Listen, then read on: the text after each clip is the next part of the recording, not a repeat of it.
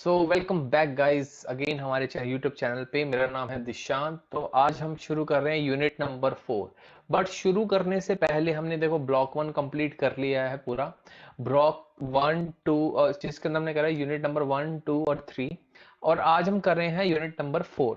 तो इस चीज में हमें एक मतलब छोटे से कुछ डाउट्स हैं जो हम आपके साथ क्लियर करना चाहते हैं। कुछ लोगों की फीडबैक्स आई है हमारे पास कमेंट्स में। तो उन फीडबैक के बिहाफ पे मैं आपसे एक पोल लेना चाहूंगा, एक रिव्यू लेना चाहूंगा कि क्या हमें जितनी भी यूनिट्स हैं वो फुल्ली डीप में डिस्कस करनी चाहिए या फिर हमें सिर्फ एक फटाफट से ओवरव्यू, क्विक ओवरव्यू लेना चाहिए। क्योंकि कईयों की मतलब ये क्वेरी थी कि हमारे एग्जाम्स पास आ रहे हैं और एग्जाम्स पास आने की वजह से हमारे पास टाइम बहुत कम है और एक एक घंटे की जो वीडियो बनती है, जो लेक्चर्स होते हैं, वो पूरा देखने का टाइम नहीं है। तो मैं आपको एक क्लियर कर दूं छोटी सी चीज कि अगर हम डिस्कस कर रहे हैं किसी चीज पे, किसी टॉपिक पे, तो डिस्कस करने के लिए हमें फुल फ्लेज एक वीडियो चाहिए जिसमें सारे टॉपिक्स कवर हो जाए। अगर मैं ऊपर ऊपर से ओवरव्यू दे दूंगा तो हो सकता है आपके क्लियर ना हो पाए।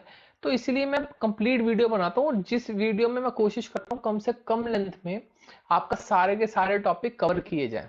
ठीक है।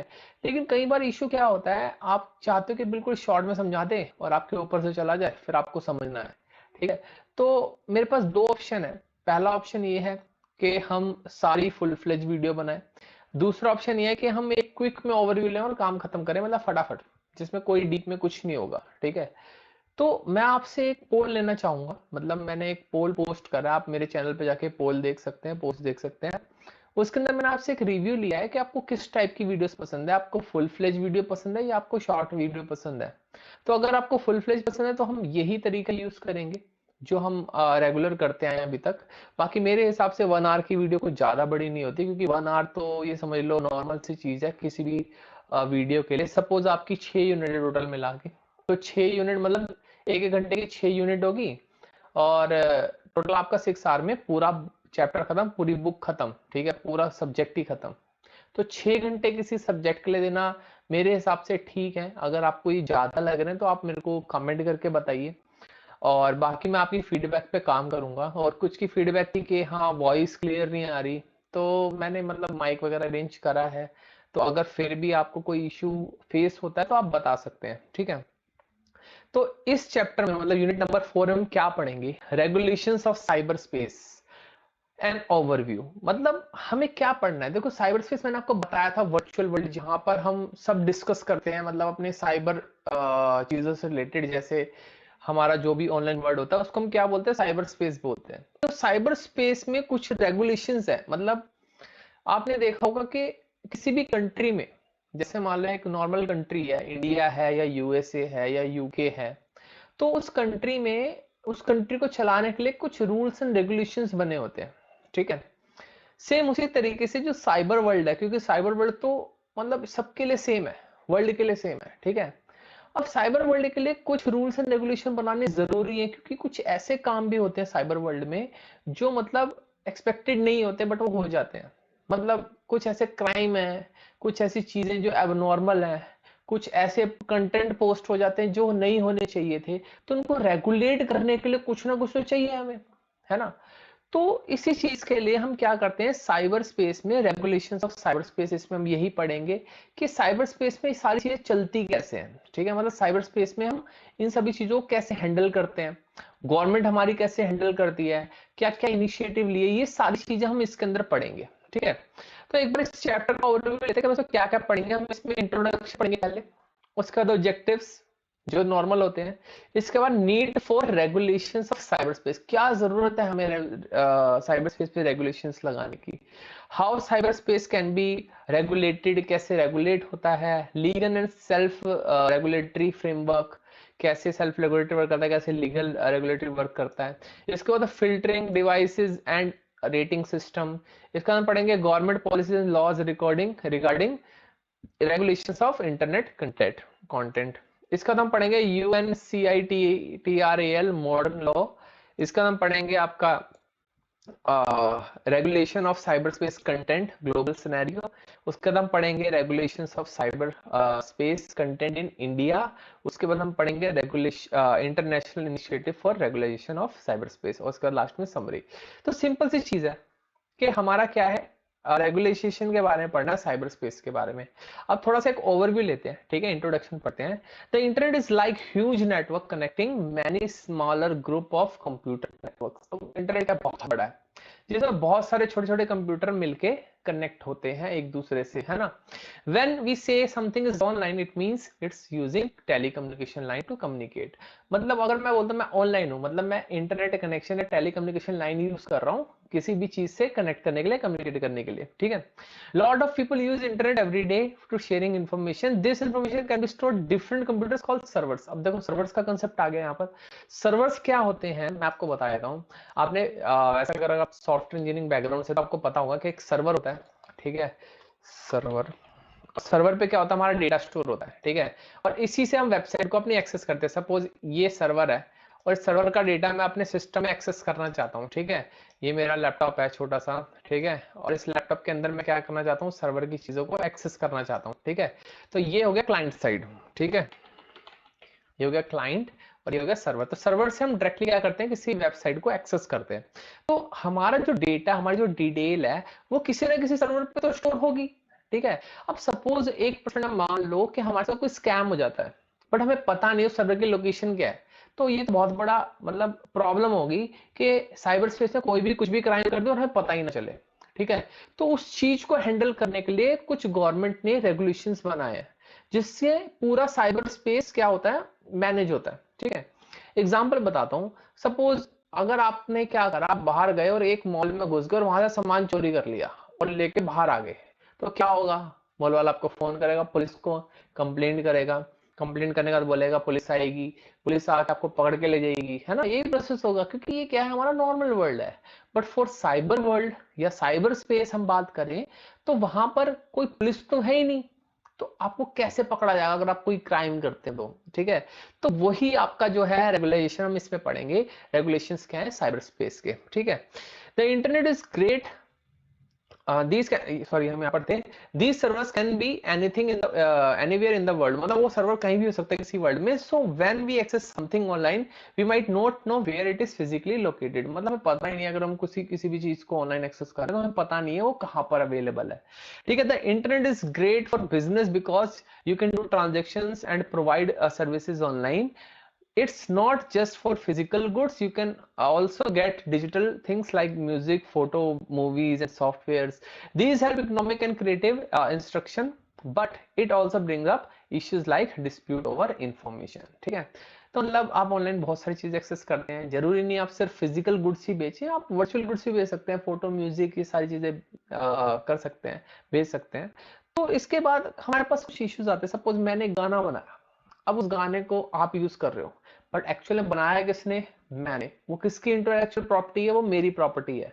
तो उस कंडीशन में हम क्या कर सकते हैं, उस पर कैसे क्लेम करेंगे, ठीक है, क्योंकि साइबर वर्ल्ड बहुत बड़ा है, कौन सी पुलिस को कॉल करेगा कोई यूज कर ले। तो ये सारी चीजें हम इसमें पढ़ेंगे, ठीक है।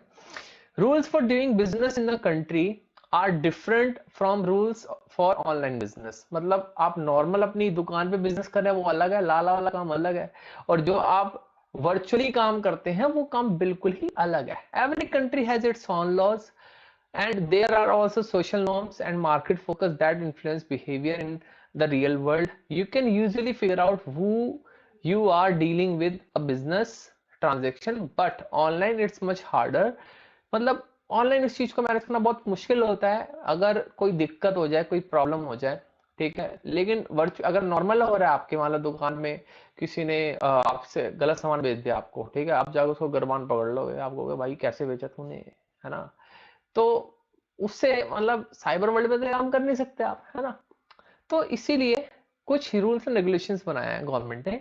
इसके बाद you are usually figure out हुआ अगर डीलिंग, ये तो हमने पढ़ लिया। इसके बाद हम पढ़ते हैं, but some people think that internet can't be regulated, मतलब कुछ लोग सोचते हैं कि इंटरनेट तो कंट्रोल करा ही नहीं जा सकता, but other believe it can be regulated just like real world with laws, social norms, market focus and codes. मतलब बाकी लोग सोचते हैं कि हाँ भाई इसको कंट्रोल किया जा सकता है, ठीक है। मतलब नॉर्मली देखा जाए इंटरनेट पे किसी का काबू नहीं, किसी का कंट्रोल नहीं है, क्योंकि ये ओपन है, सबके लिए ओपन है। तो इंटरनेट पे कोई चीज को कंट्रोल करना एक बहुत मुश्किल टास्क है, और हम ये भी पढ़ेंगे कि बाकी गवर्नमेंट इसको कैसे हैंडल करती है, इंडिया की गवर्नमेंट कैसे हैंडल करती है। ठीक है, तो ये सारी चीजें हम इसमें पढ़ेंगे। As technology advances new legal issues comes up, जैसे जैसे नई नई टेक्नोलॉजी आ रही है हमारे पास नए नए इश्यूज आ रहे हैं। जैसे अभी रिसेंटली एक इशू आया था, हमारा एक नई टेक्नोलॉजी आई थी टिकटॉक, मैं बोलना ही चाहूंगा उसके बारे में। एक टेक्नोलॉजी आई थी टिकटॉक इंडिया में, बट वो बैन हो गई, है ना। क्यों बैन हुई? क्योंकि टेक्नोलॉजी आए बट उससे रिलेटेड कई इश्यूज भी आए, ठीक है, तो इसलिए उसको बैन करा गया। तो ये सारी चीजें हैं। This the main point of the study is emphasize the importance of regulating the internet and explore how it can be regulated. तो समझ गए आप, इंट्रोडक्शन से आपको समझ आ गया होगा बहुत सारी सी दिक्कतें हैं, बहुत सारी सी प्रॉब्लम्स हैं जो हमें साइबर स्पेस में आती हैं। तो उसको रन करने के लिए कुछ ना कुछ रूल्स एंड रेगुलेशंस हमें चाहिए, तो उसके बारे में हम इस चैप्टर में पढ़ेंगे। तो आपको इंट्रोडक्शन मिल चुका है, ठीक है। कोई दिक्कत परेशानी हो आप कमेंट कर देना, मैं कोशिश करता हूँ हर किसी का रिप्लाई करूं, बट कोशिश करता हूँ, ठीक है। मतलब जरूरी नहीं है मैं आपके कमेंट का रिप्लाई करूंगा, बट कोशिश करूंगा कि मैं आपका रिप्लाई कर दूं, ठीक है। इसका तो ऑब्जेक्टिव्स वही आपके ऑब्जेक्टिव जो मेन मेन होते हैं, explain the need and desirability for regulation of the internet content both in developed and developing countries। इसके बाद मतलब बहुत सारे पॉइंट्स आप पढ़ लेना इनके बारे में। डॉक्यूमेंट्स का लिंक, इस डॉक्यूमेंट का लिंक मैं आपको डिस्क्रिप्शन में दे दूंगा। फटाफट इसको शॉर्ट में कंप्लीट करने की कोशिश करता हूँ जितनी जल्दी हो सके, फास्ट से फास्ट, ठीक है। थर्ड पढ़ते हैं, need for regulations in of cyber space. मतलब अब जरूरत क्या पड़े भाई इन रेगुलेशंस की, ऐसी क्या चीज होगी कि हमें इस पे भी रूल्स एंड रेगुलेशन लगाने पड़ रहे हैं। देखो जरूरत तो है, आपको भी पता है और हमें भी पता है, ठीक है, बट गवर्नमेंट इसको कैसे हैंडल करती है तो आप इसमें अच्छे से पढ़ेंगे। अब लिखा है the need for regulating cyber space is important for several reason. बहुत सारे रीजन है जिसकी वजह से जरूरत है इस चीज की, किस चीज की, रेगुलेशंस लगाने की साइबर स्पेस में, है ना। पहला क्या है, प्रिवेंटिंग इन एप्रोप्रिएट कंटेंट। लोग कुछ भी पोस्ट कर देते हैं, कुछ भी मतलब कुछ भी, ठीक है। आप इंस्टाग्राम चलाते हैं, रील्स देखते हैं, तो आपको पता ही होगा कि लोग कुछ भी पोस्ट कर देते हैं। लेकिन इसको मतलब कंट्रोल करना बहुत जरूरी है, ठीक है। यूट्यूब पे ऐसा कुछ नहीं होता, क्योंकि यूट्यूब आपको पता है यूट्यूब पे बहुत सारे फिल्टर्स होते हैं जो क्या करते हैं, कंटेंट को फिल्टर कर देते हैं। मतलब कोई भी ऐसे अगर एबनॉर्मल चीज आप पोस्ट करते हो जो इलीगल है या फिर कुछ ऐसी है एबनॉर्मल है, तो YouTube इजीली आपको डिटेक्ट कर लेता है, ठीक है, वो आपको पकड़ लेता है। बट कई सोशल मीडिया नहीं पकड़ पाते, है ना, आप समझ ही रहे होंगे, ठीक है। तो पहला तो रीजन है preventing inappropriate content. People are concerned about the internet being used for sharing inappropriate और harmful content, specially related to obscenity and child exploitation। Strict rule are needed to address this issue, ठीक है। तो पहला issue समझ गए। दूसरा क्या है, चेंजिंग बिजनेस लैंडस्केप। हमारे बिजनेस लैंडस्केप बिल्कुल चेंज हो गया है। हम पहले ऑफलाइन करते थे, अब मूव हो गया हम ऑनलाइन पे। तो ऑनलाइन पे जैसे ही मूव करें तो बहुत सारी ऐसी सारी चीजें हैं, मतलब ऐसी बहुत सारी चीजें, चैलेंजेस है जो हमारे पास आए हैं, जो हमें फेस करने पड़ रहे हैं। तो उनको रेगुलेट करने के लिए हमें कोई ना कोई जुडिशरी चाहिए या फिर कोई ना कोई रेगुलेशन चाहिए जिसके थ्रू हम इसको मैनेज कर सके। तो दूसरा रीजन तो ये हो गया, ठीक है। तीसरा reason, privacy and data protection. मतलब लोगों की प्राइवेसी मैटर करती है। सपोज मेरी पर्सनल इंफॉर्मेशन है, कोई इसको यूज कर रहा है, तो वो भी मेरे को मैटर करती है ना। तो उसको कंट्रोल करने के लिए, डेटा प्रोटेक्शन के लिए हमें क्या चाहिए, रेगुलेशन चाहिए साइबर स्पेस में। फोर्थ क्या है, इंक्रिप्शन डिलेमा। इंक्रिप्शन क्या है कि हमारी इंफॉर्मेशन ढंग से इंक्रिप्टेड है कि नहीं, मतलब अगर इनकेस किसी के हाथ भी लग जाए या किस किस को शेयर्ड है, ये सारी चीजें हमें पता होनी चाहिए, ठीक है। तो ये सारी चीजें आपकी, इसलिए साइबर स्पेस में रेगुलेशंस की जरूरत है। इसके बाद फ्रीडम ऑफ एक्सप्रेशन। देखो एक बहुत बड़ी प्रॉब्लम है फ्रीडम ऑफ एक्सप्रेशन। मतलब लोगों को पूरी आजादी है, कुछ भी एक्सप्रेस कर सकते हैं, समझ रहे हो, कुछ भी, मतलब समझ गए आप, है ना। तो फ्रीडम ऑफ एक्सप्रेशन का मतलब है कि हमारे पास आजादी है कि हम कुछ भी पोस्ट कर सकते हैं। तो अगर हम कुछ भी पोस्ट करें तो उसको भाई मैनेज करना कि वो एप्रोप्रिएट है या इनएप्रोप्रिएट है बहुत मुश्किल है। तो इसी के लिए हमें रेगुलेशंस की जरूरत है, ठीक है। अगला क्या है, प्रिवेंटिंग साइबर क्राइम्स। आपको पता ही है साइबर क्राइम बहुत हो रहे हैं, मनी लॉन्ड्रिंग हो रही है, बाहर से पैसा मंगा रहे हैं लोग। तो बहुत सारे ऐसे क्राइम्स हो रहे हैं जिनको कंट्रोल करने के लिए रेगुलेशंस की जरूरत है। तो मतलब आपको समझ आ ही गया होगा कि हमें क्यों जरूरत है रेगुलेशंस की। आप एक बार अगर डीप में पढ़ना चाहते हैं तो डिस्क्रिप्शन में मैं इसका लिंक दे दूंगा, आप वहां जाके इसको विजिट कर सकते हैं। फोर्थ पढ़ते हैं, how cyber space can be regulated. अब ये करते कैसे हैं, चलो हमें तो पता चलेगा जरूरत क्यों है, ठीक है, बट ये करते कैसे हैं, ठीक है। इसको करने के लिए हम थोड़ा सा पढ़ते हैं। To regulate cyber space, expert suggest a few strategies. कुछ एक्सपर्ट्स हैं, उन्होंने कुछ स्ट्रेटजीज बताई हैं कि हम इन स्ट्रेटजीज को फॉलो करके अपने साइबर स्पेस को रेगुलेट कर सकते हैं। जैसे कोड एज रेगुलेशंस, जैसे एक पर्सन है Lawrence lacing, believe that the design of the internet itself, introducing hardware and software मतलब code, can act as form of regulations। मतलब हार्डवेयर और सॉफ्टवेयर कुछ ऐसे रेगुलेशंस के थ्रू बनाए जाएं जिससे ये सारी चीजें मैनेज हो सके। सपोज आप हार्डवेयर बना रहे हो, वो सिर्फ उसी पर्पस के लिए काम आ रहा है जिस पर्पस के लिए वो बना है, या आप सॉफ्टवेयर बना रहे हो, वो सिर्फ उसी पर्पस के लिए काम आ रहा है जिस पर्पस के लिए वो बना है, ठीक है। तो उनके थ्रू हम क्या कर सकते हैं, कोड एज रेगुलेशन, मतलब हम ऐसे कोड करें कि जो रेगुलेट ऑटोमेटिक करे इंटरनेट को, ठीक है। कुछ नॉर्म्स बना दें कि जब जब हार्डवेयर बना तो ये ध्यान रख के बनाना है, सॉफ्टवेयर बना तो ये ध्यान रख के बनाना है, ठीक है। Can act as form. अब लिखा the rule are embedded in the software by code writers requiring consistent identity verification. समझ गए, मतलब कोड ही ऐसा लिखें। देखो आपको पता ही है मैं कौन हूँ, मैं एक सॉफ्टवेयर इंजीनियर हूँ, ठीक है। मतलब मैं काम भी करता हूँ, साथ साथ में वीडियोज भी बनाता हूँ यूट्यूब पे, ठीक है। तो आपको पहले और बताया मैंने, कोई दिक्कत नहीं है, बाद में डिस्कस करेंगे इसके बारे में। इसके बाद कोड एंड रेगुलेशन आपको समझ आ गया होगा कि कोड एंड रेगुलेशन हम ऐसे बनाए। तो पहला तो एक्सपर्ट ने बहुत अच्छी राय दी है कि हम कोड और हार्डवेयर जो बना रहे हैं वो इस तरीके से बनाए कि हमारा ऑटोमेटिकली रेगुलेटेड हो जाए साइबर स्पेस, ठीक है। दूसरा क्या है, प्राइवेटाइजेशन। प्राइवेटाइजेशन क्या है, James Boyle proposed using private bodies to achieve regulatory goals that government might find challenging. For instance, in enforcing copyright in cyberspace, the government could make a internet service provider मतलब ISPs responsible for the violation of their users। अब देखो मैंने मान लो content बनाया, ठीक है, content बना के आपको जो आईएसपी कौन होता है, इंटरनेट सर्विस प्रोवाइडर, आप जहां से इंटरनेट एक्सेस करते हैं वो आपका आईएसपी होता है, ठीक है। सपोज मैंने यहाँ लोकल आईएसपी लिया हुआ है, ठीक है, जो ब्रॉडबैंड वगैरह हम एक्सेस करते हैं वहां से हम आईएसपी लेते हैं। तो आईएसपी जो होता है, इंटरनेट सर्विस प्रोवाइडर जो होता है, वो बेसिकली क्या करता है, रिस्पॉन्सिबल है किसके लिए, वायलेशन ऑफ कंटेंट। मतलब आपको कॉपीराइट कंटेंट अगर वहां प्ले हो रहा है, सपोज आप टोरेंट एक्सेस कर रहे हैं किसी के आईएसपी पे, ठीक है। टोरेंट क्या है, एक ओपन सोर्स वेबसाइट है जिसपे आप कुछ भी डाउनलोड कर सकते हैं, ठीक है। तो ये सारी चीजें रेगुलेटेड हो रही है तो कौन रिस्पॉन्सिबल है, प्राइवेट बॉडीज। प्राइवेट बॉडीज मतलब इंटर सर्विस प्रोवाइडर आईएसपीज, ठीक है। तो प्राइवेट बॉडीज बना दो ऐसी जो क्या करे, इनको रेगुलेट करे। तो गवर्नमेंट खुद तो करेगी करेगी, साथ में कुछ प्राइवेट बॉडीज बना देगी, ठीक है। इसके बाद दूसरा आ गया प्राइवेटाइजेशन, समझ आ गया, ठीक है। तीसरा आता है प्रॉपर्टाइजेशन, ठीक है। प्रॉपर्टाइजेशन क्या होती है, देखो एक पर्सन है जिसका नाम है boil. Boyle suggests extending and protecting intellectual property rights online. This would be lead to development of various technical methods to enforce these rights। आपको पता है हमारे पास कोई डिजिटल एसेट है, ठीक है। अब उस डिजिटल एसेट को हम इंटेलेक्चुअल प्रॉपर्टी बनाना चाहते हैं, मतलब हम इसको रजिस्टर्ड करवाना चाहते हैं, तो हम कैसे करें। आपने सुना होगा एनएफटीज के बारे में, सुना होगा एनएफटी क्या होती है, बेसिकली पढ़ना इसके बारे में। एनएफटी क्या होती है, बेसिकली आपने इमेज खरीदी, एक इमेज का एनएफटी खरीदा, तो एनएफटी का मतलब है आपके पास एक कोड आता है, उस कोड से पता चलता है कि उस इमेज के ओनर आप हो, ठीक है, क्योंकि आपके बिटकॉइन वॉलेट पे आपके आईडी पे वो टोकन इशू है। तो ये कुछ तरीके हैं, प्रॉपर्टाइजेशन बोलते हैं, प्रॉपर्टाइजेशन हम क्या बोलते हैं, उसको प्रॉपर्टी बना लेते हैं, इंटेलेक्चुअल प्रॉपर्टीज, ठीक है।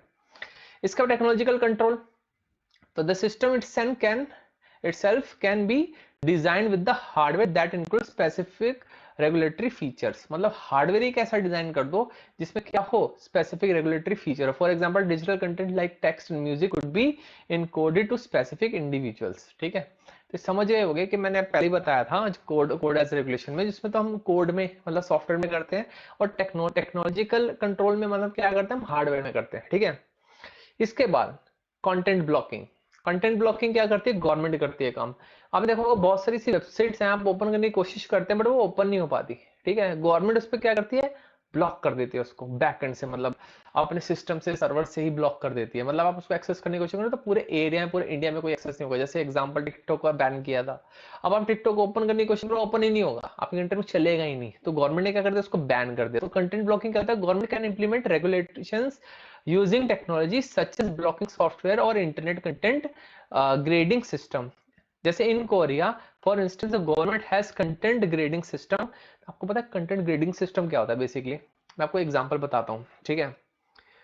मान लो कोई एक कंटेंट आपको पोस्ट कर रहे हैं, तो आपसे उससे ग्रेड मांगा जाएगा कि वो कंटेंट किसके लिए है, ठीक है। सपोज वो बच्चों के लिए ठीक है कि नहीं, वो बड़ों के लिए ठीक है कि नहीं, तो ये सारी चीजें पूछी जाती हैं, ठीक है। तो इस चीज का ध्यान रखना कि कंटेंट ग्रेडिंग सिस्टम हमें हेल्प करता है डिटेक्ट करने के लिए कि ये कंटेंट कितना अप्रोप्रिएट है, हमारे लायक है कि नहीं। लोग भी कंटेंट दे देते हैं, मतलब उसको ग्रेडिंग देते हैं कि अच्छा है या फिर ये बुरा है, या फिर इसमें कुछ ऐसी चीजें जो बच्चों को नहीं देखनी चाहिए, ठीक है। तो ये सारी चीजें आती है उसके अंदर, ठीक है। तो ये सारी चीजें आप समझ गए होंगे, cyber space can be regulated. कैसे रेगुलेट होता है मैंने बता दिया। इसके बाद आता है अगला, legal and self regulatory framework. In every country the government usually create rules and regulations for its citizens to follow. When it comes to regulating the internet or cyberspace, it's bit tricky because internet is designed to avoid one central authority control everything. समझ गए? Internet इतना बड़ा है कि एक central authority इस पूरे internet को कंट्रोल नहीं कर सकती। तो हर चीज के लिए रूल्स एंड रेगुलेशंस बनते हैं, बट साइबर स्पेस के लिए बहुत ट्रिकी हो जाता है बनाना, ठीक है। Instead, they have been lot of progress in finding way the industries for industries to regulate themselves with just enough government involvement. समझ गए? तो कुछ ऐसे तरीके निकाले गवर्नमेंट ने जिससे वो उन सारे चीजों को मैनेज कर सके, समझ गए। जैसे पहला ये लिखा, technology had advance allowing things like content labelling and complaint hotline in different countries. मतलब कंटेंट को लेबल कर देते हैं कि ये कितनी एज के लिए सही है, या इसमें ये वाला कंटेंट है, तो ये कंटेंट की लेबलिंग कर देते हैं। इसके बाद एक होता है हॉटलाइन। हॉटलाइन क्या होती है? Complaint hotline. अगर आपको कुछ ऐसा इनएप्रोप्रिएट कंटेंट दिख रहा है तो वो उनकी हॉटलाइन होता है, कॉलिंग सिस्टम होता है, जिस पर कॉल करो और बोलो भाई ये कंटेंट बहुत खराब है, उसको हटा दो यहाँ से, तो वो एक्शन लेंगे और उसको हटा देंगे, ठीक है। ये कॉलिंग सिस्टम होता है। These tool helping in creating self regulation system. Self regulation system क्या होता है? सपोज एक ऐसा सिस्टम जो अपने आप में कंटेंट को रेगुलेट करता है। एग्जाम्पल बताता हूँ, ठीक है। सपोज इंडिया के जो लोग हैं वो इतने प्रोएक्टिव हैं, वो खुद ही कोई ऐसा कंटेंट पोस्ट नहीं करते जो इनएप्रोप्रिएट हो, समझ गए। मतलब वो खुद अपने साइबर स्पेस को साफ सुथरा रखना चाहते हैं, जो कि करना चाहिए, ठीक है।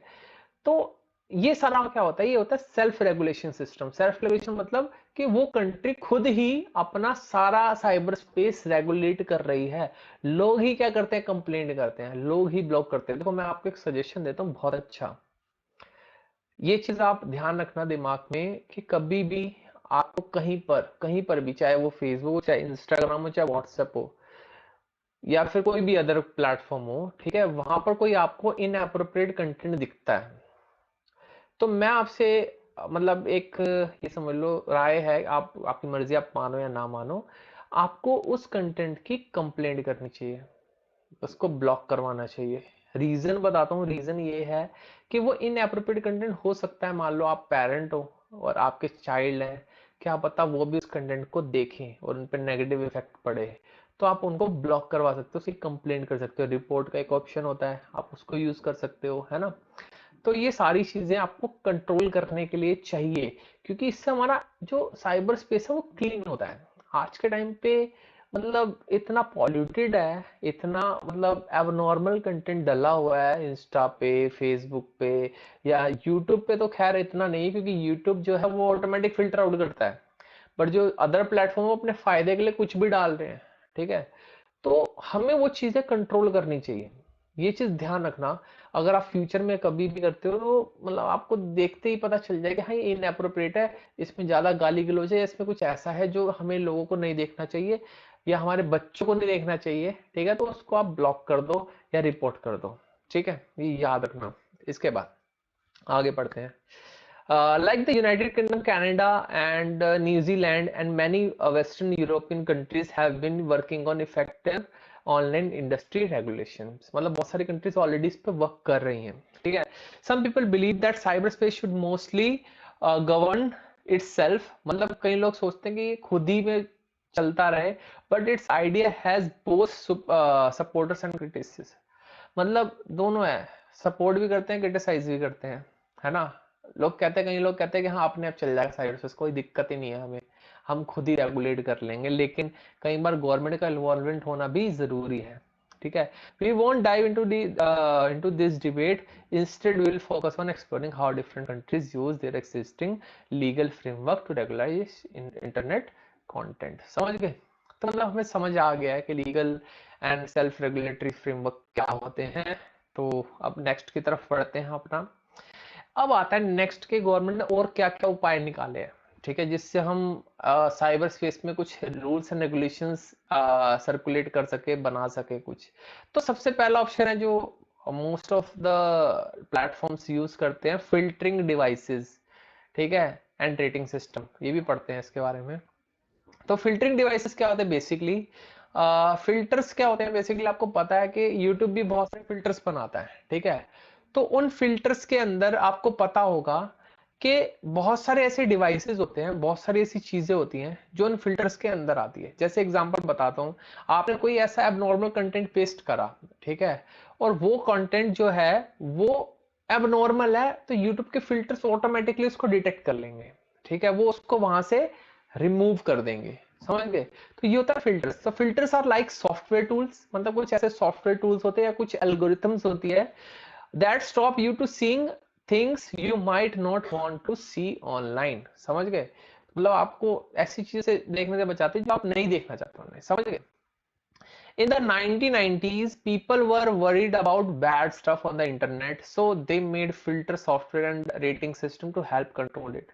मतलब लोगों ने ही बनाया ये, उनको पता है कि भाई 1990s में ही उन्होंने देख लिया था कि बहुत सारी ऐसी चीजें हो रही हैं इंटरनेट पे जो नहीं होनी चाहिए, तो उसके लिए उन्होंने फिल्टर्स बनाए। इसके बाद आता है अगर next, email filter can get rid of unwanted email, spam and even delete message from specific places. समझ गए? तो ईमेल में ऑटोमेटिकली एक फिल्टर होता है, आपको पता ही है, जो क्या करता है आपके स्पैम मेल्स को स्पैम बॉक्स में डाल देता है, और जो रीड मतलब रियल मेल्स होते हैं उनको आपके इनबॉक्स में डालता है, ठीक है।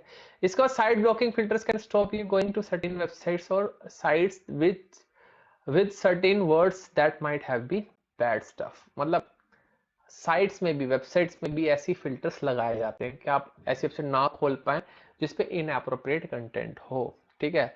इसके बाद अगला आता है रेटिंग सिस्टम, ठीक है। रेटिंग सिस्टम क्या होता है?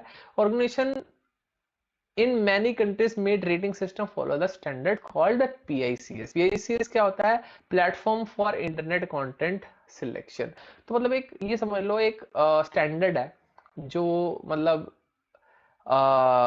वहाँ के जो RSACI मतलब recreational software advisory council on internet जो है एक ऑर्गेनाइजेशन है वहाँ की, वो ऑर्गेनाइजेशन क्या करती है, हर एक वेबसाइट को एक रेटिंग देती है कि इसकी किस कैटेगरी में आती है, क्या रेटिंग है। सपोज कोई वेबसाइट आपकी बहुत अच्छी है तो उसको ज्यादा रेटिंग दी, अच्छी रेटिंग दे दी, और कोई बहुत खराब है जिसमें बैड कंटेंट डाला उसको लो रेटिंग दे दी। तो उससे हमें ये आइडिया हो जाता है कि कौन सी वेबसाइट सही है और कौन सी वेबसाइट खराब है, ठीक है। तो रेटिंग सिस्टम बना हुआ है, ठीक है। तो बहुत सारी चीजों को ध्यान में रखकर बनाया हुआ है, जैसे website based on violence, sex, nudity and languages, it's like label for the internet content, मतलब एक लेबल टाइप है, आप समझ सकते हो, ठीक है।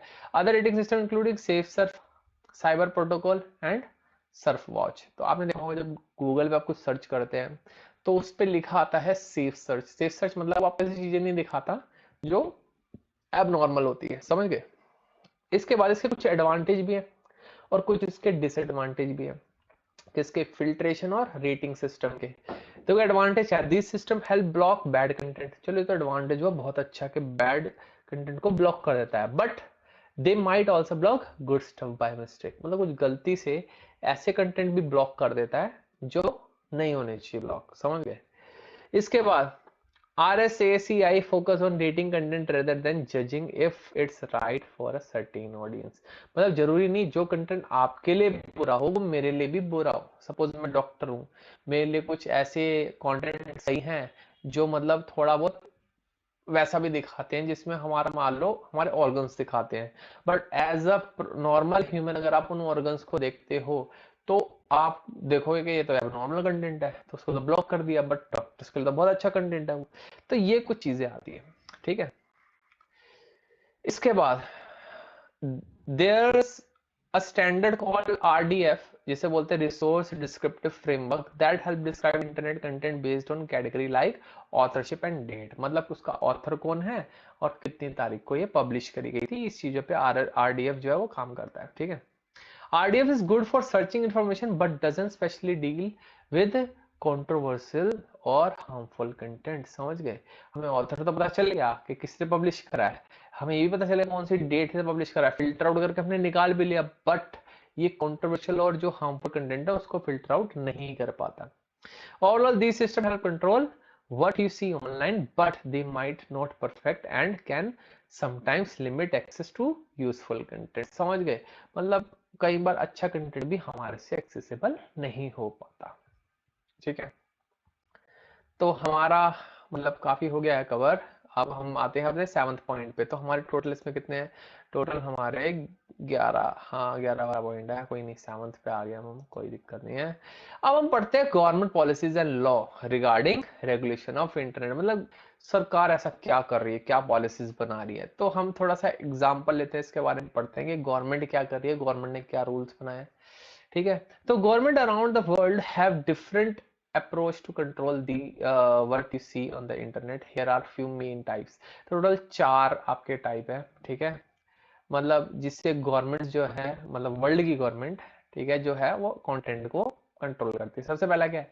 Encouraging self regulation. मैंने आपको सेल्फ रेगुलेशन बताया था, पहले समझाया था सेल्फ रेगुलेशन क्या होता है। तो आपको छोड़ भी सकते हैं, अगर पढ़ना चाहते हैं तो आप डाउनलोड कर लीजिए। Simple size some countries want the internet to manage itself. मतलब इंटरनेट खुद में अपने आप में मैनेज करे। मतलब वो लोग ही ऐसे इतने अच्छे होते हैं कि वो कुछ पोस्ट करते ही नहीं है, वो सब एप्रोप्रिएट कंटेंट ही करते हैं, इनएप्रोप्रिएट नहीं करते।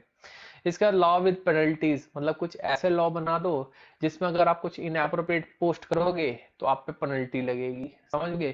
जैसे यूरोप में क्या होता है, अगर आप यूरोप में कोई भी पायरेटेड मूवी डाउनलोड करके देखते हैं, पायरेटेड मतलब जो प्रॉपर मूवी है, हॉल की जगह आपने क्या करा, हॉल पे देखने के बजाय आपने फोन में डाउनलोड करी टॉरेंट वगैरह किसी वेबसाइट से, और डाउनलोड करने के बाद आपने क्या करा, उस मूवी को देख लिया, तो गवर्नमेंट को अगर पता चल गया तो वो आप पे फाइन लगा देगी। पता है आपको? यूरोप में स्ट्रिक्ट बहुत, मतलब यूरोप की गवर्नमेंट प्राइवेसी को लेके बहुत ज्यादा सिक्योर है। मतलब आपको पता चलेगा, अभी हम पढ़ेंगे यूरोपियन के बारे में भी, आपको पता चलेगा। फिर आपको यूएस की गवर्नमेंट के बारे में पता चलेगा कि कैसे वो रेगुलेट करती है इन चीजों को। और हम फिर ये भी पढ़ेंगे आगे कि इंडिया में चीजें कैसे होती है, क्योंकि इंडिया पीछे तो है नहीं किसी से, है ना। तो ये सारी चीजें पढ़ेंगे। इसके बाद हम पढ़ते हैं तो लॉ विद पेनल्टीज हमने पढ़ लिया। इसके बाद ब्लॉकिंग कंटेंट, गवर्नमेंट क्या करती है, कंटेंट कोई ब्लॉक करती है, जैसे ऑस्ट्रेलिया है, चाइना है, Saudi Arabia, Singapore. Block access to the content they think it's not appropriate for adult. मतलब ऑटोमेटिक गवर्नमेंट जो ब्लॉक कर देती है। इसके बाद रेस्ट्रिक्टेड एक्सेस और लाइसेंसिंग, मतलब कई कंट्री में तो इंटरनेट का भी एक्सेस नहीं है। अगर आपको एक्सेस करना है तो आप पहले परमिशन लोगे, उनसे राइट्स मांगोगे, लाइसेंसिंग लोगे, तब आप इंटरनेट एक्सेस कर सकते हो, नहीं तो वो भी एक्सेस नहीं कर सकते, है ना।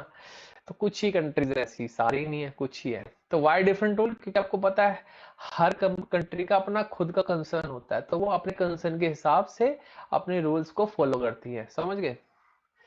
इसके बाद आगे आते हैं हम यूएनसीआई टीआरएल मॉडल लॉ, ठीक है। तो ये बहुत लंबा नाम है, तो आपको इस नाम के बारे में एक बार ढंग से बताएंगे। 1 मिनट आपको शायद होल्ड करना पड़ेगा, मैं 1 मिनट में आया बस, 1 मिनट, जस्ट अ मिनट।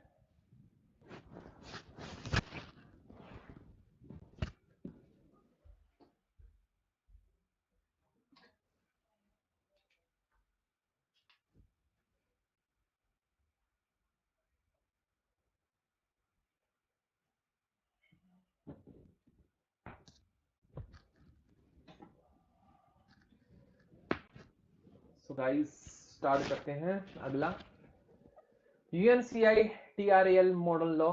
तो ये क्या होता है बेसिकली? UNCITRAL मॉडल लॉ जो लॉन्च हुआ था, मतलब इसको जब बनाया गया था, वो बनाया गया था 12 जून 1996। इसको बनाया गया था 12 जून 1996 में। द यूनाइटेड नेशन कमीशन, जो यूनाइटेड नेशन कमीशन है on international trade law, UNCITRAL, ये आपका एक ट्रेड लॉ है। मतलब बेसिकली जो बनाया गया था, ये बनाया गया था ई कॉमर्स से रिलेटेड। ई कॉमर्स तो पता ही है आप ही को, जैसे अमेजन है, फ्लिपकार्ट है, सारी ई कॉमर्स वेबसाइट्स हैं, तो इनको कंट्रोल करने के लिए बनाया गया था।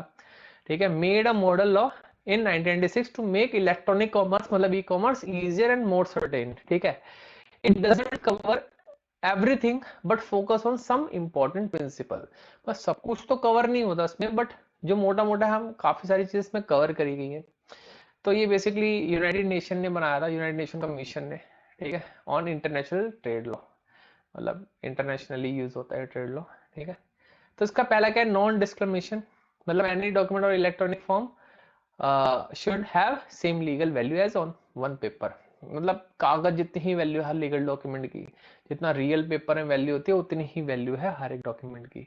इसके बाद नेक्स्ट, टेक्नोलॉजिकल न्यूट्रल, मतलब जो आपका it adapts existing law so they can work on new technology too. मतलब चाहे नई टेक्नोलॉजी चाहे पुरानी हो, तो इजिली ये क्या टेक्नोलॉजिकल न्यूट्रल है, किसी भी टेक्नोलॉजी पे सब पे काम करेगा ये लॉ। ठीक है, अगला क्या? Equivalence financial principle treats online transaction the same as offline one. मतलब जो इक्विवेलेंस प्रिंसिपल है, मतलब फंक्शनल प्रिंसिपल इक्वल होंगे चाहे आप ऑफलाइन करो चाहे ऑनलाइन करो। मतलब आपकी जो ऑनलाइन ट्रांजेक्शन है उसकी उतनी ही वैल्यू जितनी ऑफलाइन ट्रांजेक्शन की वैल्यू होती है। समझ गए? इसका कुछ की पॉइंट्स हैं, जैसे all countries try to follow these rules to make law similar and fair. सारी कंट्री फॉलो करती हैं। The model law has two parts, one for general e commerce rule and another for specific areas. तो मतलब दो part हैं इसके।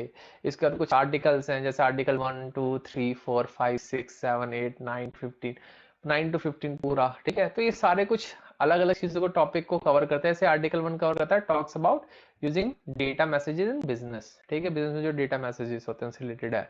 Article 2 क्या? Defines terms like data messages including future developments. Third article 3 क्या कहता है? Explain how to interpret the law. इसके बाद आर्टिकल 4 क्या कहता है? Allow changes in communication if both parties agree. मतलब ये काफी सारे उसके अंदर रूल्स एंड लॉज हैं, तो ये आप पढ़ सकते हैं।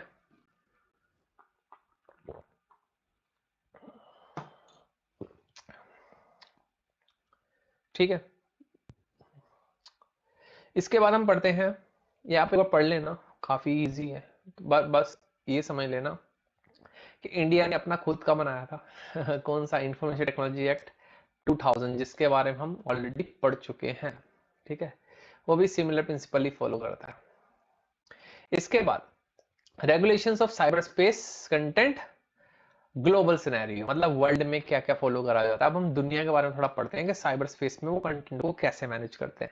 सबसे पहला क्या? Regulation of cyber content, US overview. The United State has made various law to manage the online world. सबसे पहला क्या है? CDA, जिसे बोलते हैं कम्युनिकेशन डिसेंसी एक्ट 1996। तो ये क्या एक एक्ट है। अब इसका काम क्या था? Tries to stop incident material from reaching minor online. ठीक है, मतलब ऑनलाइन माइनर्स के पास कुछ ऐसा कंटेंट, ऐसा मटेरियल ना पहुंचे जो मतलब एबनॉर्मल उनके लिए सही नहीं है। ठीक है, इसका the supreme court found parts of the unconstitutional violence free speech and privacy. मतलब बाद में सुप्रीम कोर्ट को लगा कि हाँ ये सबके लिए सही नहीं है, तो इन्होंने मना कर दिया, मतलब इसको हटा दिया। ठीक है, इसके बाद अगला क्या है? चिल्ड्रन ऑनलाइन प्राइवेसी एक्ट, जिसे हम बोलते हैं COPPA भी मिलेगा, कोपा या कोपपा, जो भी आपको मिलेगा। ठीक है, children online privacy protection act. ये क्या करा था? ये made in 1998 to protect kids privacy online. मतलब बच्चे की प्राइवेसी प्रोटेक्ट करने के लिए गवर्नमेंट ने बनाया था 1998 में, यूएस गवर्नमेंट ने। ठीक है, इसका applied to website for children under 13 and general website knowing collection info from kids. ठीक है, समझ गए? वेबसाइट्स वाला जो अंडर 13 है उनके लिए। इसके बाद Ashcroft v American Civil Liberties Union 2004 question its effectiveness, मतलब उन्होंने भी इसके बारे में बोला कि हाँ भाई ये कितना अच्छा है बताओ। ठीक है, अमेरिकन सिविल लिबर्टी यूनियन 2004 में। ठीक है, इसके बाद अगला आता है चाइल्ड इंटरनेट प्रोटेक्शन एक्ट, जिसे बोलते हैं CIPA। ठीक है, ये क्या बनाया था, पास इन 2000 में बनाया था। It says schools and library must use filters on computer for both minors and adults. मतलब फिल्टर्स लगाने, मैंने बताया था ना फिल्टर वाली, हमने पढ़ा था रेटिंग सिस्टम और फिल्टर सिस्टम। ठीक है, तो वो वही चीज लगाने के लिए बताया 2000 में। ठीक है, अब अदर लॉज के बारे में पढ़ते हैं। जैसे पहला क्या है, यूनिफॉर्म इलेक्शन ट्रांजेक्शन एक्ट, जिसे हम बोलते हैं UETA 1999, supports electronic records and signature for certain transaction. ठीक है, तो ये बहुत सारे एक्ट्स हैं, आप इनके बारे में पढ़ सकते हैं। जैसे ये uniform computer internet transaction act 2000 UCITA, focus on transaction related to computer information, जो भी कंप्यूटर रिलेटेड से ट्रांजेक्शन है उन सभी पर फोकस करा गया है। इसका होता है ग्राम लीच बिल्ले एक्ट, GLB बोलते हैं, GLB एक्ट या फिर GLBA बोल लो, 1999, प्रोटेक्ट कस्टमर फाइनेंशियल इंफॉर्मेशन। इसमें कस्टमर की फाइनेंशियल, देखो ये गवर्नमेंट जो है ना बहुत सारे ऐसे एक्ट निकालती है जो मतलब बाद में उनको लगता है कि हाँ इसके लिए कोई एक्ट होना चाहिए, ये इन्फॉर्मेशन लीक हो जाएगी या ये गलत हो गया अगर लीक हो गया तो। ठीक है, अब अगला क्या, हेल्थ इंश्योरेंस, जैसे ये नेक्स्ट वाला देखो, health insurance portability and accountability act of 1996 HIPAA। ये क्या है, उनको पता चला कि पेशेंट की जो हेल्थ इंश्योरेंस की इंफॉर्मेशन वो लीक ना हो जाए, इसलिए उन्होंने एक्ट बना दिया और बोल दिया कि भाई इस एक्ट के अंदर अंदर आपको क्या करना है, ensure privacy for patient health info, patient की हेल्थ की इन्फॉर्म की आपने प्राइवेसी रखनी है। इसके बाद फेयर क्रेडिट रिपोर्ट एक्ट, जिसे बोलते हैं जो बिजनेस पर्सनल इंफॉर्मेशन यूज करते हैं आपकी क्रेडिट रिपोर्ट बनाने के लिए, तो उन्होंने बोला कि भाई ये भी लीक नहीं होनी चाहिए, है ना। इसके बाद एडिशनल साइबर लॉस कौन कौन से हैं, consumer privacy protection act 2017 aims to safeguard personal information, prevent identity thefts. ठीक है, ये आपने बहुत जगह सुना होगा, कंज्यूमर प्राइवेसी प्रोटेक्शन एक्ट 2017। ठीक है, इसके बाद cyber security information sharing act CISA, जिसे बोलते हैं propose sharing information between US government and non government agencies to tackle cyber attacks. तो US गवर्नमेंट कभी भी ना आपसे डिटेल मांग सकती है, ध्यान रखना। इसके बाद cyber security enhancement act of 2014 encourage public private partnership to improve cyber security and boost awareness and education। तो ये सारी चीजें हमने पढ़ ली हैं। इसके बाद अब आते हैं हमारे, देखो हमने भी यूएस के बारे में पढ़ा था, मैक्सिमम जो थी वो यूएस की थी। अब हम पढ़ते हैं थोड़ा यूरोप के बारे में। अब यूरोप जो है ना वो बहुत ज्यादा स्ट्रिक्ट है प्राइवेसी को लेकर, अपने लोगों की प्राइवेसी को लेकर खास तौर पे बहुत ज्यादा स्ट्रिक्ट है। और उसने ये भी चीज नोटिस करी, अगर आप देखोगे कि आपको GDPR गाइडलाइंस मिलेगी कहीं वेबसाइट पे, GDPR आप पढ़ोगे यहाँ पर, जनरल डेटा प्रोटेक्शन रेगुलेशन। ठीक है, जो यूरोप ने ही बनाया था। तो यूरोप में ना बहुत सारी चीजें आपको मिलेगी ऐसी जो प्राइवेसी को लेके बहुत ज्यादा स्ट्रिक्टनेस है। ठीक है, मतलब इंडिया में इतनी नहीं है, बट इंडिया में है, मैं ये नहीं कहूंगा, बट इतनी नहीं है जितनी यूरोप में। यूरोप तो बहुत ज्यादा सिक्योर है, मतलब अपने लोगों की प्राइवेसी के लिए। आपने कुकीज के प्रॉम्प्ट देखे होंगे, कुकीज अगर आप डेवलपमेंट वगैरह जरा से भी डेवलपमेंट करते हैं तो आपको पता होगा कि कुकीज क्या होती हैं, कैसे हम कुकीज को सेट करते हैं ब्राउजर में, कैसे हम यूजर ट्रैक करते हैं कुकीज के थ्रू। तो यूजर की ट्रैकिंग को लेकर उन्होंने बहुत सारी गाइडलाइंस निकाल रखी है यूरोप ने। अब पढ़ते हैं, ठीक है, थोड़ा सा इसके बारे में आप पढ़ोगे ना आपको पता चलेगा। बाकी डिस्क्रिप्शन तो आपको मिल ही जाएगा, अगर आप डीप में पढ़ना चाहते हैं तो आप इसको निकाल लेना, मतलब डाउनलोड कर लेना, डिस्क्रिप्शन में लिंक मिल जाएगा, आप डीप में पढ़ सकते हैं। इन यूरोप यूनियन, EU बोलते हैं इसे। ठीक है, many countries deal with legal and harmful online content by using filtering software and rating system. तो इनको पता है कि फिल्टरिंग और रेटिंग सिस्टम तो इन्होंने लगा ही दिया। They also promote self regulation bye access providers, मतलब प्रोवाइडर्स को भी बोलते हैं कि आप सेल्फ रेगुलेशन भी करो। ठीक है, सेल्फ रेगुलेशन मैंने बताया था आपको। ठीक है, law that apply to legal material of offline like child pornography also apply to online content, मतलब ऑफलाइन पे भी इन्होंने लगा दिया, ऑनलाइन कंटेंट पे भी दोनों ने, मतलब दोनों कंटेंट पे इन्होंने क्या लगाया, लॉज अपने लगाए। ठीक है, इसके बाद EU safer internet action plan from 1999 to 2002 focus on creating a safer online environment, developing filter and rating system, and raising awareness among parents, teacher and children about internet's potential risk. मतलब Europe के बंदे इतने advance हैं, उन्होंने अपने teachers, parents, सबको, children तक को बता दे इंटरनेट बहुत खतरनाक है भाई, इतना इसका मिसयूज मत करना। और साथ ही साथ उन्होंने बोल दिया कि हमारा जो फोकस है वो इस पे है कि लोग जो है इंटरनेट को बहुत अच्छे तरीके से यूज कर पाए, ना कि उस पर अपनी प्राइवेसी लीक करें, है ना। इसके बाद cyber security in European union क्या क्या है। साइबर सिक्योरिटी आप पढ़ोगे तो बहुत सारे हैं, अगर आप एक एक करके पढ़ोगे तो बहुत टाइम लग जाएगा। आपको मैं डॉक्यूमेंट दे दूंगा, आप पढ़ लेना, मैं ओवरव्यू दे देता हूँ मोटा मोटा ऊपर से। Cyber security in European Union, सबसे पहले क्या है, your sees cyber security as mix of cyber resilience, cyber crime, cyber defense, state cyber security and global cyber space concept। मतलब बहुत सारे हैं, आप इनको पढ़ लेना, कुछ ज्यादा बड़े नहीं है, आप इससे रिलेटेड क्वेश्चंस वगैरह आएंगे, वैसे आप देख लेना एक बार, इसको ओवरव्यू ले लेना बस, ज्यादा इसको डीप में पढ़ने की जरूरत नहीं है, ठीक है। आपको एक्ट पता होना चाहिए, जैसे आपको पता होना चाहिए एनसीएससी क्या होता है, National Cyber Security Centre UK. इसके बाद related to legislation in UK. इसके बाद यूनाइटेड किंगडम अप्रोच, क्या क्या अप्रोच को फॉलो करते हैं वो तो मैंने बता ही दिया आपको, ठीक है। Cyber security in European union, ये भी आप पढ़ ही रहे थे। तो ये सब चीजें आपको मतलब ज्यादा डीप में नहीं पढ़नी, बट आप ऊपर ऊपर से ओवरव्यू ले लेना, मैं इसका डिस्क्रिप्शन में लिंक दे दूंगा, वरना वीडियो बहुत बड़ी हो जाएगी। तो इसको जल्दी से जल्दी हम आगे कंटिन्यू करते हैं, उसको खत्म करने की कोशिश करते हैं। 10th पे आ गए हम, ये थोड़ा ढंग से पढ़ लेना, हो सकता है इससे क्वेश्चन आए, क्योंकि इंडिया के बारे में, इंडिया में कैसे रेगुलेशन चलते हैं, ठीक है। आपको पढ़ाया था मैंने इंफॉर्मेशन टेक्नोलॉजी एक्ट 2000, इसके बारे में बताया था, ठीक है। क्या था, पढ़ते हैं इसके बारे में थोड़ा सा, ठीक है। सबसे पहला लेजिस्लेशन, तो information technology act 2000, this is primary law in India covering cyber related issues.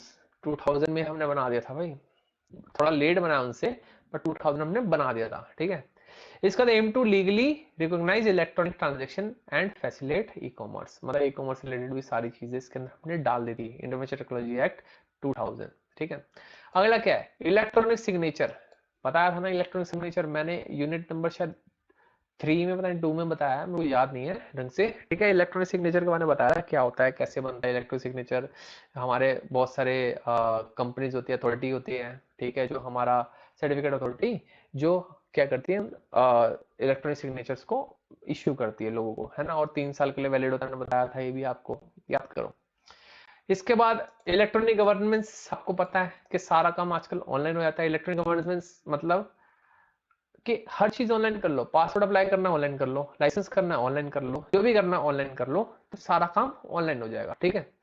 इसके बाद रेगुलेशन ऑफ सर्टिफाइड अथॉरिटी, मैंने सीएस बताया था, सर्टिफाइड अथॉरिटी क्या करती है, गवर्नमेंट सर्टिफाइड अथॉरिटी इशू करती है, उन सर्टिफाइड अथॉरिटी को मैनेज करने के लिए एक अलग से अथॉरिटी बना रखी है, ठीक है, ताकि कुछ भी क्राइम ना हो पाए, तो ये बहुत अच्छे से मैनेजमेंट होता है, इसके बारे में पढ़ सकते हो। डिजिटल सिग्नेचर बताया था, ऑब्वियसली डिजिटल सिग्नेचर मैंने आपको एक्सप्लेन करा हुआ है, ठीक है। इसके बाद पेनल्टीज एंड एडजस्टमेंट, देखो यहाँ पर ये थोड़ा ध्यान से पढ़ना, इसको थोड़ा पता चलेगा पैसा कितना लगेगा। देखो, unauthorised access, data damage, virus introduction etcetera can lead to compensation up to ₹1 CR, 1 crore रुपए देना पड़ेगा भाई, ध्यान रखना, 1 करोड़ रुपए देने पड़ेगा आपको, ठीक है। द मैपल एपलेट ट्रिब्यूनल, ये एक एक्ट है, एक लॉ है जो गवर्नमेंट ने बनाया है, ठीक है। इससे आप साइबर रिलेटेड कोई भी इशू है उसको सी अथॉरिटी के पास भेज सकते हैं, उनके अगेंस्ट भी कर सकते हैं, ठीक है। इसके बाद ऑफेंसेस, क्या क्या ऑफेंसेस होंगे, tempering with the computer source document और हैकिंग में लीड टू इम्प्रिजन्स और फाइन, जेल हो जाएगी या फिर जुर्माना देना पड़ेगा। Publishing offensive information online can result in prison और फाइन, मतलब जेल भी हो जाएगी और पैसे देने पड़ेंगे, समझ गए। इसके बाद अमेंडमेंट 2015, जो सेक्शन 66A था उसमें कुछ अमेंडमेंट करा गया था, ठीक है, ये एक बार पढ़ लेना कि ये अमेंडमेंट क्या करा गया था, जिसमें violation of freedom of speech था और expression under article 19A of the constitution of India. तो ये फ्रीडम ऑफ स्पीच के वायलेशन के बारे में कुछ अमेंडमेंट करा गया था, ये भी पढ़ लेना एक बार ढंग से। तो सिंपल सी चीज है, ये थोड़े से इंडिया से रिलेटेड है, तो इसके बारे में पूछ सकते हैं कि regulation of cyber space content in India. हम आते हैं 11th टॉपिक पे, ये हमारा लास्ट टॉपिक है, international initiative for regulation of cyber space. अब इंटरनेशनली मतलब वर्ल्ड में जो सारे लोग फॉलो करते हैं, ऐसे क्या क्या रूल्स एंड रेगुलेशंस हैं जो साइबर स्पेस को मैनेज करते हैं। These are some efforts made by different groups to make rules for internet. सबसे पहला क्या है? Bond declaration, Bonn 1997। So it come from a conference in Bonn. Bonn में कॉन्फ्रेंस हुई थी, एक जगह बॉन, वहां पर कॉन्फ्रेंस हुई थी, वहां पर ये बनाया गया था। Said countries should use their own laws to deal with online crimes. मतलब इन्होंने बताया था कि ऑनलाइन अगर कोई भी क्राइम होता है तो वो कंट्री अपने खुद के लॉज यूज करेगी। Wanted companies to make their own rules and have hotlines for online complaints. मतलब अपने रूल्स बनाओ और अपनी हॉटलाइंस भी बनाओ, ठीक है, ताकि कंप्लेंट हो सके ऑनलाइन। हॉटलाइंस बताया था। इसके बाद ग्लोबल बिजनेस डायलॉग्स, जीबीडी बोलते हैं, ठीक है, start in 1998 to figure out if the world need better international coordination. Check करा था कि वर्ल्ड में क्या कोऑर्डिनेशन चाहिए। हाँ वैसे देखो, अगर हम साइबर स्पेस को कंट्रोल करना चाहते तो अकेले इंडिविजुअल कंट्री तो कंट्रोल नहीं कर सकती, तो सभी को मिलके करना पड़ेगा, ठीक है। So like the idea of the companies making their own rule instead of law, companies अपने रूल्स भी बना सकती है। और talking about specific issues to make sure everyone, business, customer and government can work together. मतलब सारे मिलके काम करें, गवर्नमेंट हो, कस्टमर हो, बिजनेसेस हो, वो सारे मिलके काम करें। इसके बाद international network of the expert on self regulation 1999। मतलब इसमें क्या है, इंटरनेशनल नेटवर्क ऑफ एक्सपर्ट, मतलब एक्सपर्ट्स का एक नेटवर्क है, जैसे लिखा setup by Bertelsmann Foundation to talk about making rules for internet. मतलब इन्होंने एक ऑर्गेनाइजेशन ली एक्सपर्ट्स की जो क्या कर रही है, रूल्स बना रही है इंटरनेट को एक्सेस करने के लिए। People from different countries rule making group were part of it. मतलब बहुत सारी कंट्रीज के जो लोग हैं वो इसका पार्ट बन चुके हैं ऑलरेडी, ठीक है। One of the first tries eight making global internet rule. पहले टाइम में उन्होंने क्या करा, ग्लोबल इंटरनेट रूल्स बनाए कि पूरे वर्ल्ड में ये यूज करे जाएंगे। नेक्स्ट आता है आपका OECD, organisation for economic corporation and development, had meeting about internet rules in 1997 but decided not to be do in 1998। मतलब इन्होंने मीटिंग करी बट 1998 में भी नहीं करा इन्होंने। But in 2006 suggest the country and business work better together to fight global spam. तो 2006 में इन्होंने बोला कि हम भी सारे मिलकर काम करेंगे और फाइट करेंगे किसके साथ, ग्लोबल स्कैम, जितने भी हमारे ग्लोबली स्पैम्स होते हैं उनके साथ। इसके बाद यूएनईएसको, यूएनईएसको, ठीक है, ये क्या, United Nation Education Scientific and Cultural Organisation, ये पूरी एक ऑर्गेनाइजेशन है। 1997 in 1997 checked if there should be world wide rules for internet. ये चेक करते कि कोई रूल तो नहीं है वर्ल्ड वाइड इंटरनेट से related. Set discussion about the internet should include people from different languages and perspectives. मतलब ये चेक करते कि जो रूल्स बन रहे हैं उसमें सारे लोग इन्वॉल्व हो रहे हैं। Tries to create idea and standards for new ethical issues, जो भी नए नए इश्यूज आते हैं उनसे रिलेटेड ये क्या करती है, आइडियाज बनाती है, ठीक है। इसके बाद अगला आता है साइबर ब्रिक प्रोजेक्ट। ये एक बड़ा सा प्रोजेक्ट है साइबर ब्रिक प्रोजेक्ट्स।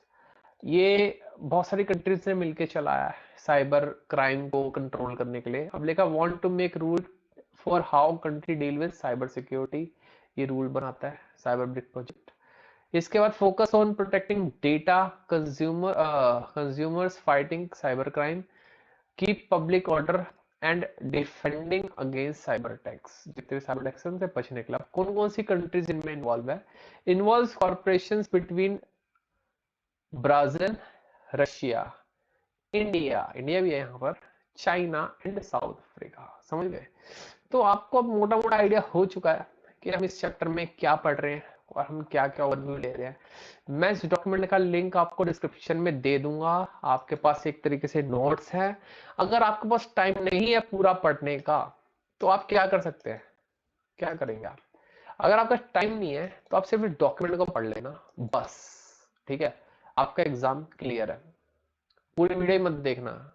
हाँ अगर मेहनत मेरी अच्छी लग रही है आपको तो लाइक भी कर देना और जो आपके फ्रेंड्स हैं उनके साथ शेयर कर देना और चैनल को सब्सक्राइब करके बेल आइकन दबा देना। अब मैं ये भी सोच रहा हूँ कि आपको इसके साथ साथ अदर टॉपिक्स की कुछ वीडियोस भी बनाऊं, ठीक है। तो मेरा मतलब फोकस अब धीरे धीरे बाकी सब्जेक्ट्स की तरफ भी जा रहा है, तो मैं सोच रहा हूँ बाकी सब्जेक्ट्स की भी वीडियो बनाऊं। तो आप इस चीज पे ध्यान रखना, थोड़ा फोकस रखना। अगर मेरे को अच्छा रिस्पॉन्स मिलता है आपकी तरफ से, अच्छा आउटपुट मिलता है, अच्छे फीडबैक्स मिलते हैं, तो उससे मुझे अप्रिसिएशन मिलता है और मेरा मन करता है कि हाँ मैं आपके लिए और भी बहुत कुछ बनाऊं। तो इसको लाइक करिए, शेयर करिए अपने फ्रेंड्स के साथ, सब्सक्राइब करिए हमारे चैनल को ताकि हमें मोटिवेशन मिले और हम और भी वीडियोस बनाएं, ठीक है। तो आज के लिए इतना ही। ये इस वीडियो का लिंक मैं डिस्क्रिप्शन में दे दूंगा और अगर आपने यूनिट नंबर 1 2 3 नहीं देखी है तो वो फटाफट जाके देखो पहले, उसके बाद ये फोर्थ वाली देखना, बहुत अच्छा लगेगा आपको। अगर कोई दिक्कत परेशानी आती है आप कमेंट करके बताइए, बाकी मैं फीडबैक्स पे काम कर ही रहा हूँ आप सभी की, ठीक है। Thank you for your feedbacks, बहुत इंपॉर्टेंट है आपकी फीडबैक हमारे लिए, ठीक है। तो थैंक यू सो मच, मिलते हैं नेक्स्ट वीडियो में।